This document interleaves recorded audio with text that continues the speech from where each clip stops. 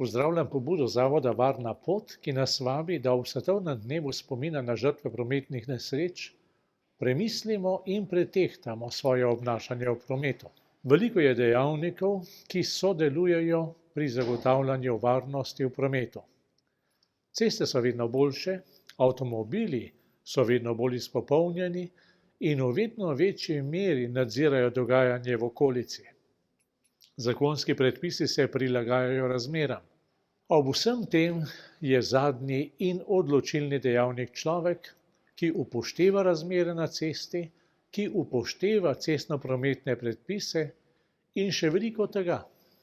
Predvsem pa mora upoštevati, da je samo eden izmed udeležencev v prometu in mora zato sodelovati z vsemi drugimi, da bodo vsi varno prišli do cilja.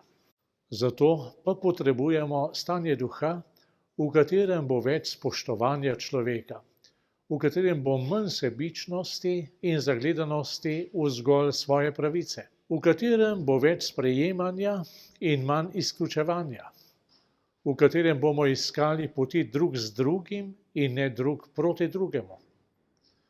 Tako se bomo tudi v prometu vedli bolj odgovorno.